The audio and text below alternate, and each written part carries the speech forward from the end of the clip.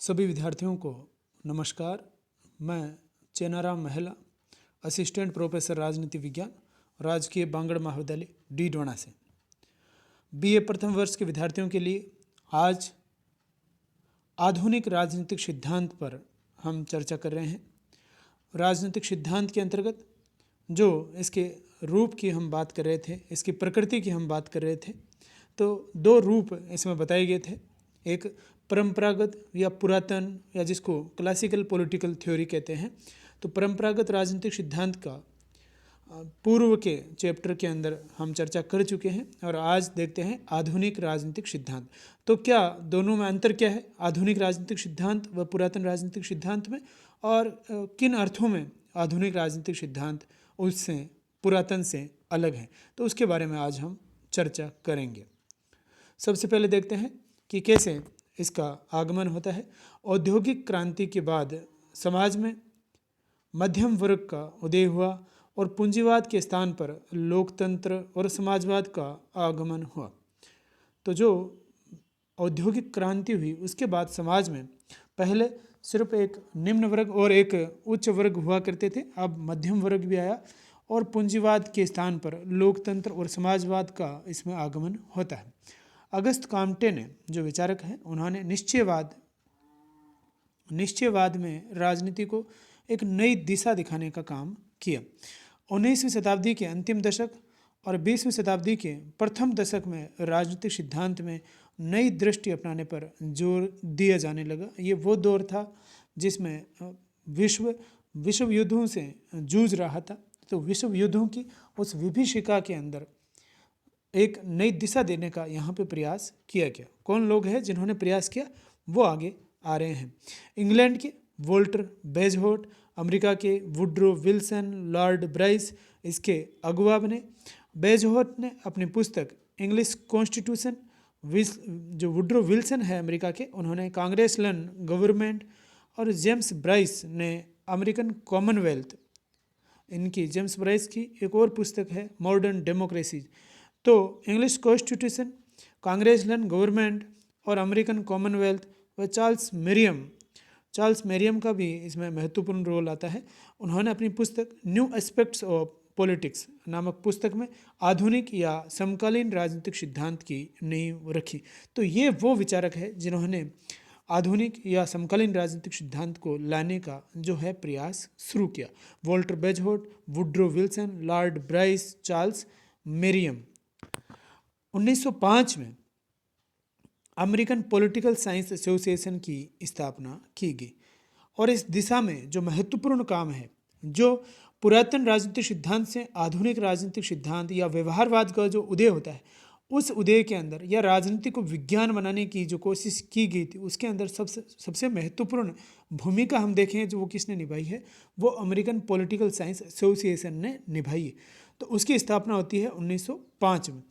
और 1908 में Lord Bryce, जो मॉडर्न डेमोक्रेसीज जिन्होंने लिखी थी पुस्तक, वो लॉर्ड ब्राइस ने अपने यहाँ पे अमेरिकन पॉलिटिकल साइंस एसोसिएशन के अपने अध्यक्षीय भाषण में तथ्य पर बल दिया। उन्होंने कहा कि अब आवश्यकता है केवल राजनीति को तथ्य की बात करने की। तो तथ्यों के ऊपर बल दिया उन्होंने और यथार्थवाद की उन्होंने शुरुआत की।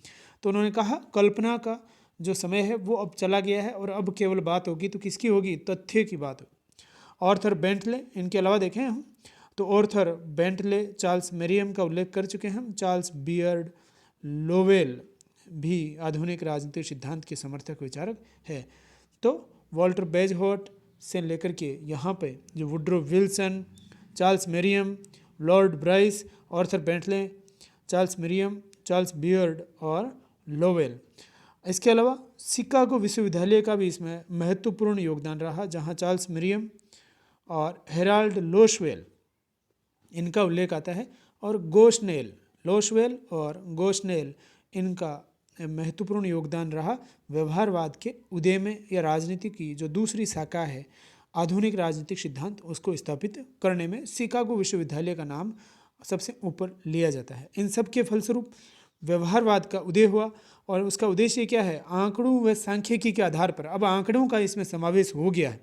आंकड़ों व सांख्यिकी के आधार पर राजनीतिक आदर्शों और संस्थाओं पर बल देने की बजाय, तो जो केवल राजनीतिक आदर्श और संस्था पर बल दिया जाता है उसकी बजाय अब व्यक्तियों और सामूहिक व्यवहार के अध्ययन पर बल दिया जाने लगा।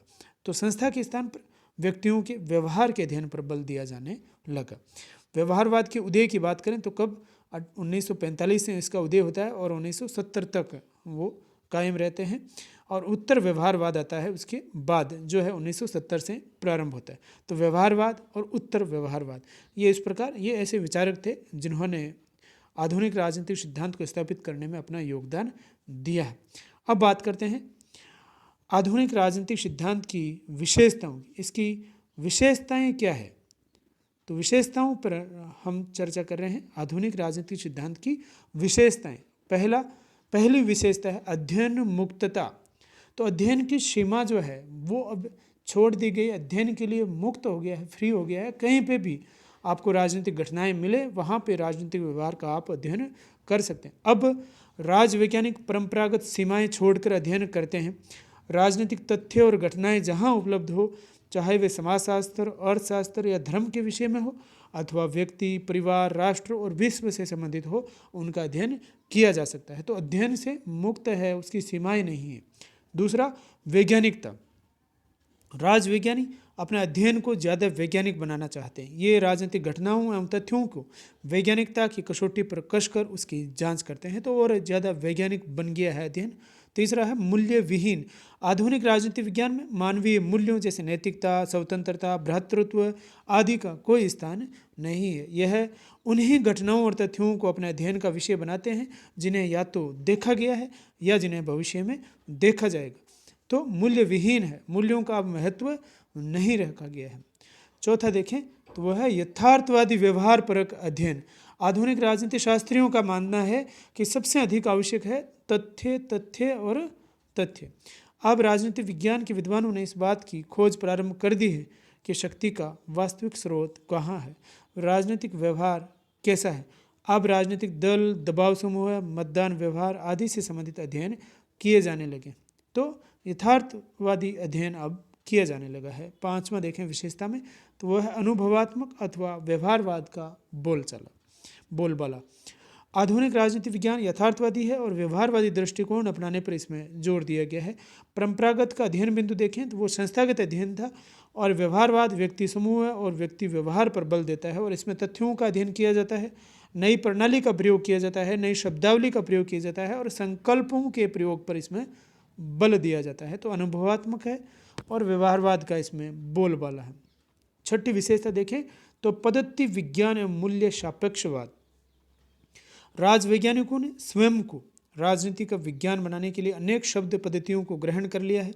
नवीन पद्धतियों में वैज्ञानिक पद्धति को प्रमुख स्थान दिया गया है। उसी के साथ मूल्य सापेक्षवाद जुड़ा हुआ है, जिसका मूल अर्थ है शोधकर्ता अपने अनुसंधान से स्वयं के मूल्य एवं धारणाओं को अलग रखता है। तो अनुसंधान जो कर रहा है स्वयं के मूल्य, स्वयं की धारणाएं जो है उनको उनसे अलग रखेगा। तो मूल्य सापेक्षवाद और वैज्ञानिकता का इसमें समावेश किया गया है। सातवां देखें तो शोध व सिद्धांत में घनिष्ठ संबंध।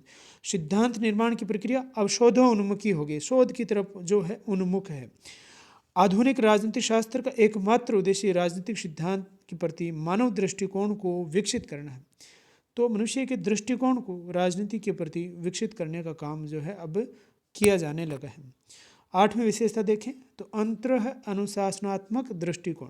राजनीति विज्ञान को अन्य समाज विज्ञानों से भी अब जोड़ा गया है। अर्थशास्त्र, मनोविज्ञान, समाज विज्ञान, मानव शास्त्र, जीव विज्ञान से भी इसमें सामग्री ली गई है। तो दूसरे जो विषय है उनसे भी इनका जुड़ाव हो गया है, एक दूसरे से अंतर रिलेटिव इनको कर दिया गया है।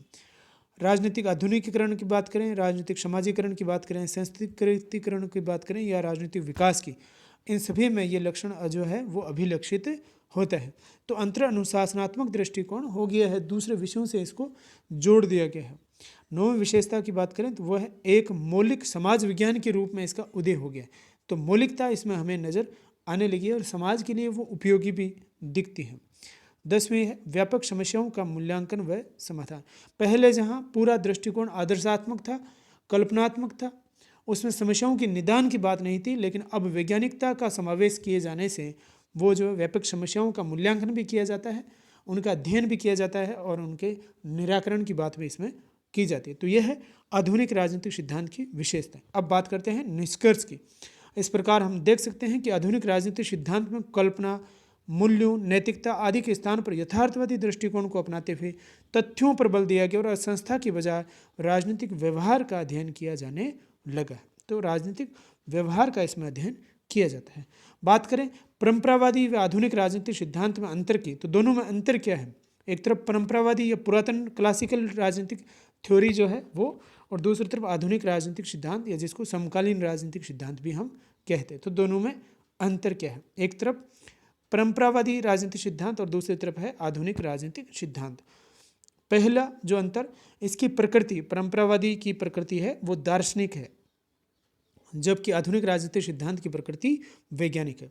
दूसरा, ये मूल्यों और मानकों पर विशेष जोर देता है। परंपरावादी जो है वो सोच, मूल्यों और मानक पर जोर देता है, और जबकि आधुनिक तथ्यों पर जोर देता है। तीसरा, इसमें राजनीतिक विज्ञान को राज्य व सरकार का अध्ययन मानते हैं, तो सीमित है इसका क्षेत्र देखें तो। वहीं इसमें संस्था के अध्ययन की अपेक्षा व्यवहार के अध्ययन पर बल दिया जाता है, किसमें? आधुनिक के अंदर।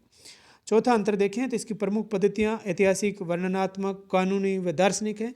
वहीं आधुनिक के अंदर वैज्ञानिक पद्धति काम में ली गई है। पांचवा अंतर देखें तो आदर्शवादी पक्ष पर बल दिया गया है, जबकि इस तरफ आधुनिक में यथार्थवाद पर बल दिया गया है। छठी विशेषता, अलग अलग देखें दोनों में अंतर, तो छठा है वह है कल्पनात्मक। पुरातन या परंपरावादी राजनीतिक सिद्धांत कैसा है? कल्पनात्मक है, जबकि आधुनिक सिद्धांत कैसा है?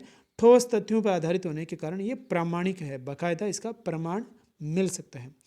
और सातवां और अंतिम अंतर देखें दोनों में, तो वो संरचनात्मक ढांचे का अध्ययन किया जाता है, संस्थागत अध्ययन किया जाता है, जबकि इसमें प्रक्रियाओं का अध्ययन किया जाता है। तो यह है परंपरावादी व आधुनिक राजनीतिक सिद्धांत में अंतर।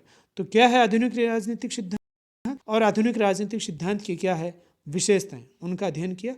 और आधुनिक राजनीतिक सिद्धांत के मानने वाले विचारक कौन कौन है वो आज के इस सत्र में, इस चैप्टर में बताया गया है। धन्यवाद।